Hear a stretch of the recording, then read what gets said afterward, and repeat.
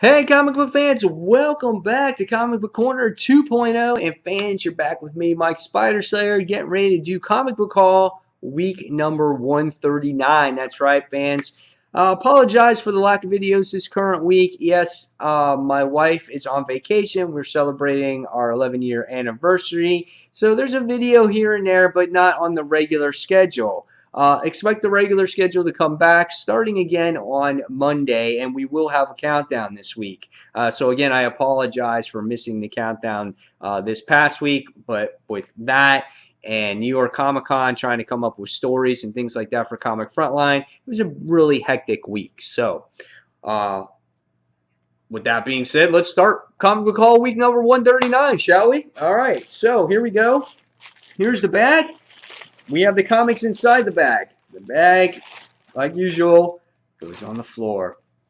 It's the only place it can go right now until I'm done with the haul, and then I'll put it in the trash. All right, so this week's comic books, quite a bit of them, and quite a bit of highly anticipated books this week as well. So first off, we're going to start off with Marvel's The Superior Foes of Spider-Man. That's right, fans. Thought this series was ending. I don't know. I thought it ended like 2 issues ago, and yet it's still continuing. It continued with issue 15. It's continuing with issue 16. I have a feeling this might be the end. I'm not sure, but love the characters in this series. Nick Spencer has done a phenomenal job giving these villains of Spider-Man great personality, and that's what I enjoy the most about this series. And it's got quite a bit of humor to it as well. So this is Superior Foes of Spider-Man, issue number 16. All right, next we have from Marvel again, we have Spider-Man 2099. Yeah, the last issue wrapped up the introductory story arc to Spider-Man 2099, and now it's tackling on the edge of Spider-Verse and it's about to cross over to the whole Spider-Verse event that's going to go on. So it'll be interesting to see Miguel O'Hara's part in the whole Spider-Verse things as well. So definitely looking forward to this. Love the cover here. He's breaking through glass. Really neat. So this is Spider-Man 2099, issue number 5. All right, next we have Japan Spider-Man, Chinese Spider-Man. Not sure. Last issue that we had that had Spider-Man on here, that had like this high-tech type of armor. It kind of was like an okay issue at best. Hopefully it's not a repeat here. Most of the Edge of Spider-Verse issues have been phenomenal, including that Gwen Stacy title, which now was announced that it will be an ongoing series. So I'm totally excited for that when that comes out. But I guess until then, we're going to get Japan Spider-Man. So we'll see where this goes. So this is Edge of Spider-Verse issue number 5. All right, next we have from Marvel is Fantastic Four, issue number 11. Like I said last week, Fantastic Four being canceled. We'll see how long, I stick with the series. Usually when I hear a series getting canceled, I kind of get deterred from it because it's like kind of like, what's the point when you're just going to end it? But I love the way this story is being told by James Robinson, and I kind of want to see it through. But if there's other titles that are going to take precedence over this eventually because of events and things like that, this might have to be dropped. But for now, I'm sticking with it, and this is Fantastic Four, issue number 11, otherwise known as Breaking Bad. That's pretty cool. All right, next from Marvel, we have Avengers X-Men Access. That's right, issue number 2. Kind of laid a solid foundation for what's hopefully to come with Access. There was lots of action, kind of continued right off of Uncanny Avengers in the series. And then it was like, then they left you with this cliffhanger with Tony Stark possibly betraying his comrades. So we're going to see where it's drawn here. If teams are going to be divided up, forced to work with Red Skull, and teams forced to work against, obviously, Red Skull. So we'll see where this goes. I liked it. I gave it a 4 stars. There was a lot of buzz about this. So again, we'll see where this goes. And this is issue number 2 of Access.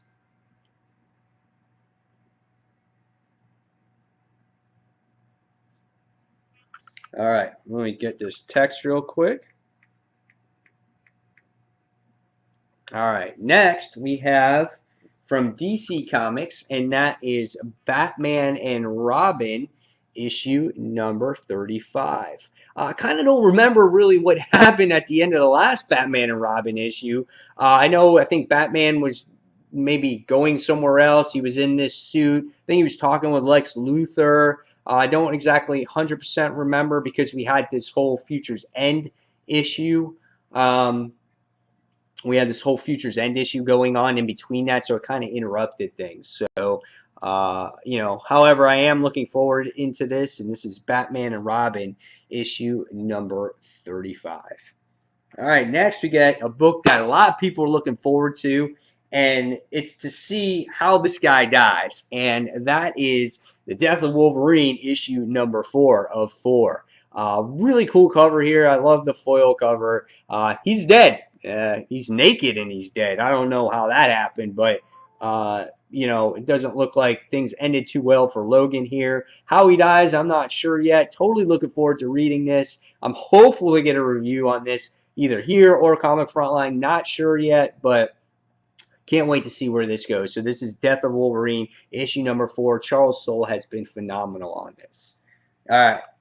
Next, we have from Marvel is the following series from this, and this is The Death of Wolverine, Logan, the Logan Legacy. So yeah, Charles Soule also writing this, at least this first issue here, and I'm really interested to see what's happening, what's going to happen in this series. I guess it's got all the major players in Wolverine's life, like X-23, Mystique, and Sabretooth, and Daken. Kind of opens up looking like this. So yeah, I'm interested in this. This is a 7-issue series. I'm pretty sure that's what it is. And yeah, we'll see where this goes. So Death of Wolverine, the Logan Legacy. All right. If this video is a little choppy, I'm sorry. The camera seems to be acting up a little bit. All right, so going forward, we go on to DC, and it's Earth 2 World's End, issue number 2. Yeah, first issue was phenomenal. Told a great story how everything should be told with Earth 2, and it caught you up on everything, and I just thought it was a phenomenal issue. It was so well told. It was only $2.99. It was double size. It was worth the money. Really enjoyed it. Hopefully, the weekly series will continue to be solid, and I won't be surprised maybe if this might be the best weekly series that DC puts out. So this is Earth 2 World's End, issue number 2. All right, next from Marvel Comics we have Hulk, issue number 7. Yeah, Hulk is pretty badass, guys. Dr. Green going after all the gamma irradiated Hulks out there, and he's trying to get rid of them all using this antidote that he created, and he will be the only Hulk left. So I like this story. I like the direction that it's going on. Mark Bagley's on the artwork. Jerry Duggan does the actual writing of this story, and it's great artwork, guys. I really love it, and it's again, visual treat is what I'll say here. So, yep, this is Hulk, issue number 7. All right, next we have from DC, which is the Justice League, issue number 35. Yeah, it looks like some plague is hitting the city there. You got Batman, in a mask, and everyone around him is dying, and you got hazmat suits on, soldiers out there.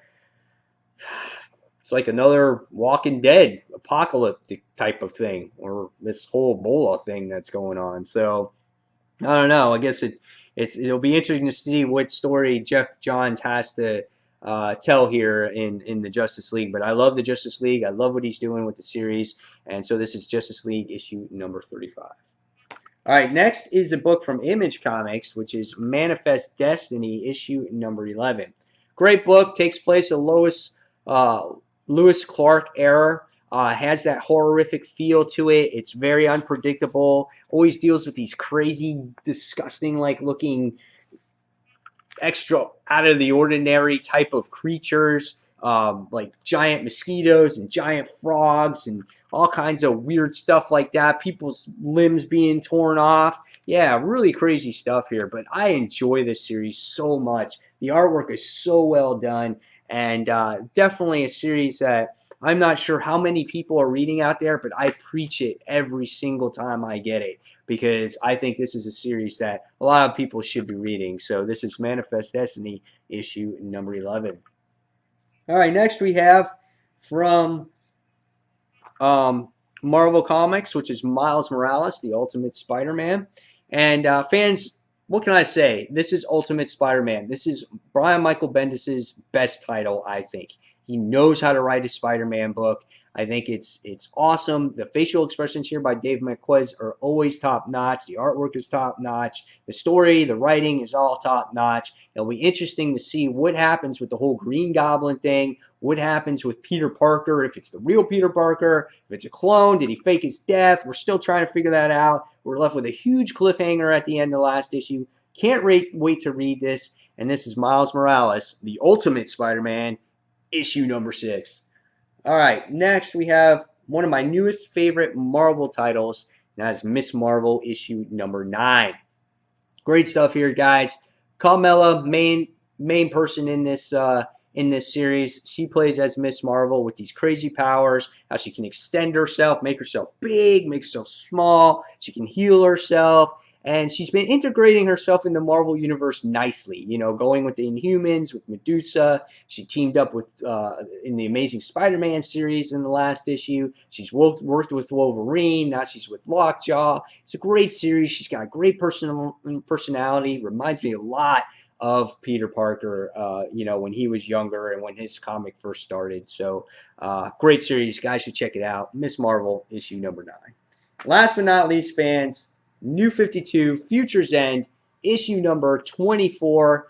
What can I say? Series is up and down for me. Story's inconsistent at times. Last issue we were left with this crazy cliffhanger with Batman Joker on one side of the head, and they can twist. Like if you guys remember He-Man and the Masters of the Universe, like Manny faces. Yeah, crazy stuff there. However, interesting cliffhanger. Can't wait to see where that goes. The rest of the book last week, I was kind of like, but you know, I kind of was like, I gotta read it just to find out what happens to Bruce Joker, I guess if that's what you want to call him. And he's gonna go after Terry McGinnis now, so that's all nuts. So we'll see where that guy goes. But guys, there's the haul for the week. Hopefully you enjoyed it. Sorry for the little interruption there with the text. Tell me what you got this week in your comics, what you're looking forward to most in reading. And guys, as always, thank you for watching Comic Book Corner 2.0. I truly appreciate it. It means a lot to me. And thank you for checking out Comic Frontline 2, which is my group channel. And guys, as always, until the next comic book review, this is Mike Spider Slayer signing off. Thanks for watching, fans. See you soon. Bye.